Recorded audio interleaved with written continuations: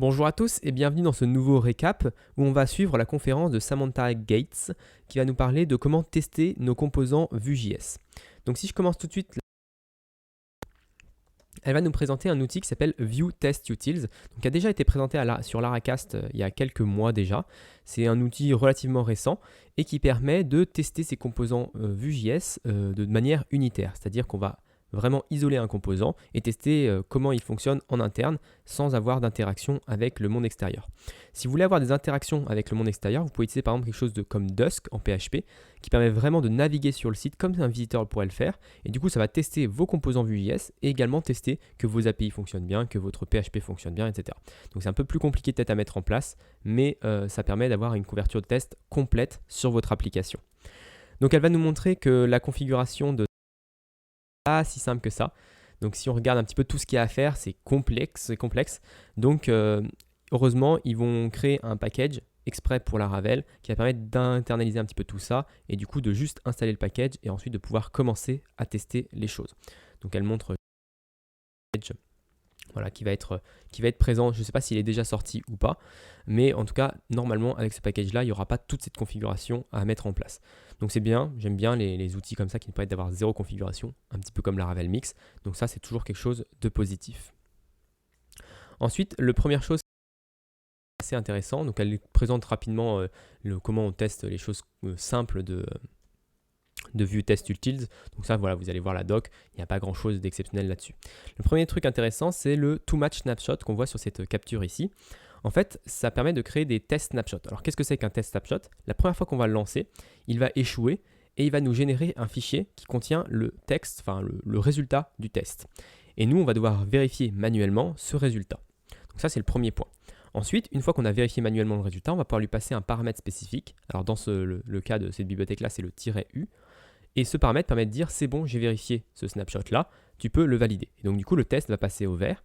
Et tant que le snapshot correspond, donc tant que le test retourne toujours la même chose, le test restera vert. Et dès que le snapshot change, donc dès que le test a un résultat différent, le test repasse au rouge, on doit revérifier manuellement le snapshot, et donc du coup ensuite le régénérer avec le "-u" lorsqu'on a bien fait la vérification.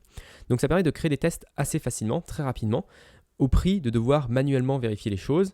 Et si on fait une modification un peu globale sur notre application et que tous les snapshots échouent d'un seul coup parce qu'on a fait une modification par exemple de style ou de layout, etc., ça peut être un peu dangereux parce qu'il faut quand même bien vérifier manuellement chacun des éléments, sinon on peut s'attendre à avoir un bug quelque part si on se contente juste de dire ouais bon c'est bon ça va passer, c'est normal.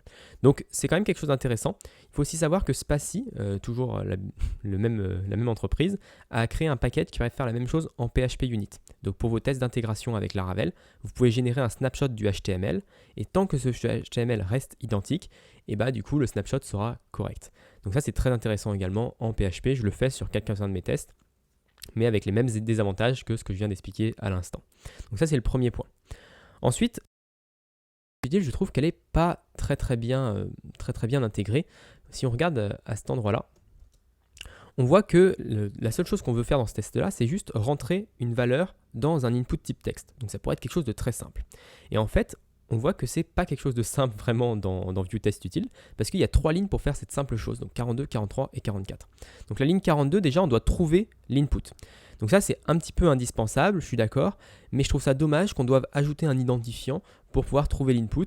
Ce serait bien d'avoir peut-être un autre système pour trouver l'input, même si je pense qu'on peut utiliser peut-être d'autres classes, enfin d'autres sélecteurs CSS pour le trouver sans idée. Je trouve ça un peu dommage d'avoir ce dièse à cet endroit-là, de devoir rajouter dans mon template. Mais bon, soit. Ensuite, la ligne 43, ce qu'on fait, c'est qu'on va mettre la valeur qu'on veut dans le element.value. Et ça, déjà, je trouve que ça ressemble un peu à de la bidouille. J'aimerais bien avoir peut-être une méthode un peu plus haut niveau qui me dise mets cette valeur dans cet élément, plutôt que d'avoir à manuellement dire .value égale. Je trouve déjà que c'est un petit peu bas niveau, on a l'impression de faire du JavaScript un peu bidouille, voilà, comme ça. Et la dernière ligne, qui est la pire à mon avis, la ligne 44, c'est que Vue.js ne comprend pas que quand on change la valeur, il faut réactualiser, on va dire, tout son système. Et donc, du coup, il faut trigger un input. Comme si on était un utilisateur normal. Quand on est un utilisateur normal, qu'on tape des lettres, le navigateur trigger l'input pour nous. Mais là, vu qu'on l'a fait manuellement en JavaScript, il faut le trigger manuellement également juste en dessous. Et donc ça, pour moi, c'est inadmissible en 2018 d'avoir une bibliothèque qui nous force à faire ce genre de choses. Je voudrais simplement avoir une fonction qui me dise mets cette valeur dans cet input-là Et ensuite, tout est fait automatiquement. Je ne me vois pas à chaque fois que je veux mettre un élément dans un input type texte, de devoir faire un trigger input après. Je trouve ça verbeux, je trouve ça technique, et c'est pas ça que je veux voir dans mon test. Donc ça vraiment, je trouve ça vraiment bizarre d'avoir laissé ça comme ça, d'avoir mis en production une bibliothèque qui ne nous fournisse même pas un helper pour ce genre de choses. Donc ça vraiment un peu déçu à ce niveau-là. Ensuite, on voit qu'il y a des choses qui sont vraiment très propres dans la bibliothèque Jest, parce qu'il y a deux bibliothèques, il y a ViewTestUtils qui est vraiment pour Vue.js, et il y a Jest qui est juste un petit peu comme PHP Unit pour PHP, donc c'est vraiment un runner de test. Et par contre, ce runner-là, lui, il a une API ultra propre. Donc on le voit par exemple, Line53 ici, ils ont un expect quelque chose to be quelque chose d'autre. Donc je trouve ça vraiment beaucoup plus clair, parce que ça se lit comme une phrase, ça se lit dans le bon ordre, plutôt que par exemple en PHP Unit d'avoir le assert equals et avoir nos deux valeurs après. J'aime bien les choses qui peuvent se lire comme des phrases. Et il y a... Donc là, elle est en train de le taper. On voit qu'elle tape not to be.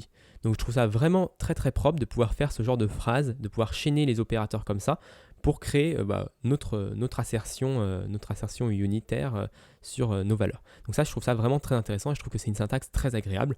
Et j'aimerais bien retrouver ce même genre de syntaxe, vu que c'est possible à le faire en JavaScript, et bien j'aimerais bien retrouver ce même genre de syntaxe pour ViewTestUtils, par exemple, pour insérer des inputs un texte dans un input type texte. Donc ça, je trouve ça vraiment important. On va, à la minute 36, elle va nous passer un petit peu comment moquer, on va dire, une bibliothèque extérieure. Donc par exemple, on a Axios pour faire des requêtes de type post, et on ne veut pas, quand on teste en unitaire un composant Vue.js, faire vraiment une requête de type post sur notre API. Donc pour ça, elle explique qu'on peut réécrire, on va dire, Axios pour réécrire la méthode post d'Axios avec un mock. Donc un mock, c'est une sorte de fausse implémentation. Alors déjà, premièrement, je disais que j'aimais bien l'API Jest juste en dessous. Là, par contre, à ce niveau-là, ligne 5, j'ai l'impression que c'est un petit peu verbeux, c'est un petit peu technique. J'aimerais bien peut-être avoir quelque chose de plus simple, avoir juste un jest.mock par exemple, pour créer un mock, sans avoir forcément besoin de mettre tous ces mots techniques et de devoir rappeler l'ordre, de se rappeler quel est le nom des fonctions, etc. Je trouve ça un peu complexe. Alors après, les mocks, c'est quelque chose qui est complexe en soi, donc je peux comprendre que l'implémentation derrière soit complexe aussi, qu'on ne puisse pas simplifier l'API à un tel point que ça soit lisible vraiment correctement. Donc voilà, donc faites attention juste quand vous faites des mocks comme ça sur ce genre de choses, ça veut dire que vous ne testez pas votre API. Ça veut dire que si votre API change, vos tests seront toujours verts et pourtant vous aurez un problème vraiment dans votre code, dans votre production. Donc vraiment, ce genre de choses de mock, il faut toujours faire attention de pas trop mock et de vraiment tester au maximum ce que l'on peut. Donc ça, c'est le premier point. Et avec Vue.js, donc si on revient un petit peu en arrière, voilà, c'est cette partie-là sur Vue.js. Donc il faut savoir que quand on fait une action avec Vue.js, quand on est dans le navigateur, on a l'impression que c'est instantané. Les choses se mettent à jour instantanément. En réalité, ce n'est pas vraiment le cas. En fait, Vue.js va périodiquement rafraîchir la page. Et pour ça, il a ce qu'on appelle le next tick, c'est-à-dire que quand est-ce qu'on va faire le prochain rafraîchissement. Donc quand on est dans un navigateur, il n'y a pas trop de problème parce que l'œil humain est trop lent pour voir la différence, pour voir le next tick. Par contre, quand on est dans un test comme ça qui va s'exécuter très rapidement, le test va s'exécuter trop rapidement pour Vue.js et il n'aura pas le temps de mettre à jour rafraîchir un petit peu tout son moteur. Et donc du coup, il faut souvent attendre le next tick. Donc on le fait également des fois dans nos Vue.js components. Ça peut être utile. Et d'habitude, la fonction nextTick, en fait, elle nous retourne une promesse en JavaScript, c'est-à-dire qu'on peut faire .then, un petit peu comme ce qu'on fait quand on fait axios.post et ensuite on fait .then en disant j'attends la suite, j'attends que la requête soit terminée et ensuite fais ceci. Et donc, j'aime jamais ce trop .then parce que ça rajoute une fonction anonyme derrière, du coup ça réindente les choses, donc c'est pas très propre. Et c'est vrai qu'avec la nouveauté JavaScript, on peut utiliser cette syntaxe de await, donc async sur la fonction qui est un peu plus haut, et await ensuite sur la ligne, qui est un poil plus propre, parce que du coup on a juste à faire await wrapper.vm.nextTick, et donc du coup on va attendre, donc cette ligne-là va se figer le temps que nextTick se fasse, et ensuite on va pouvoir continuer notre exécution. Donc ce qui est bien, c'est que il n'y a plus d'indentation, il n'y a plus de fonction anonyme, donc c'est plutôt pratique à ce niveau-là. Je vous conseille de vous renseigner sur ce async await si ça vous intéresse. Après, dans les faits, la ligne 78, j'aimerais bien ne pas avoir à la mettre. J'aimerais bien que ce soit intégré dans ViewTestUtils.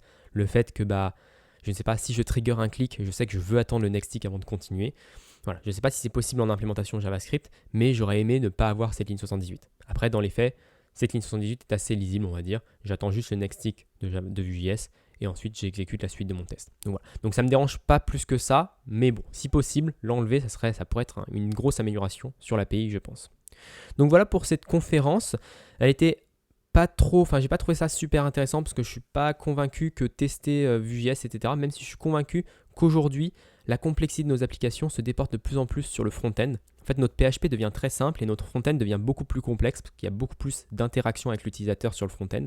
Et le back-end, juste lui récupère, valide les données et puis ensuite insère en base de données. Donc généralement, c'est plus simple en back-end qu'en front-end. Après, si vous voulez quelque chose de vraiment plus puissant, je sais que moi personnellement, si je devais vraiment avoir des choses plus complexes en front-end, je me pencherais plus vers d'autres langages qui permettent d'avoir plus de garanties. Donc vous connaissez peut-être TypeScript qui permet déjà d'avoir des types, etc. Après, il y a d'autres langages encore plus poussés qui ressemblent plus du tout à du JavaScript, mais qui permettent de faire des interfaces, on va dire, très performantes et en même temps très sécurisées, donc avec aucun bug. Je pense particulièrement à Helm ou à PureScript. Donc c'est d'autres langages qui ne ressemblent pas du tout, qui n'ont pas la même syntaxe. Donc c'est un petit peu une courbe d'apprentissage intéressante, enfin dure, mais intéressante je pense finalement pour avoir vraiment des interfaces sans bug, là où on sait qu'il y a beaucoup de complexité aujourd'hui. Donc voilà, donc intéressant si le Vue.js vous intéresse et si vous voulez vraiment commencer à tester vos composants. Après voilà, il y a beaucoup de documentation, elle a beaucoup codé, avec elle a montré beaucoup de choses qui je pense se retrouvent dans la documentation assez facilement. Donc pas exceptionnelle conférence, mais intéressante. Donc voilà. En attendant, moi du coup, je vous donne rendez-vous demain pour le prochain récap d'une conférence de la Laracon.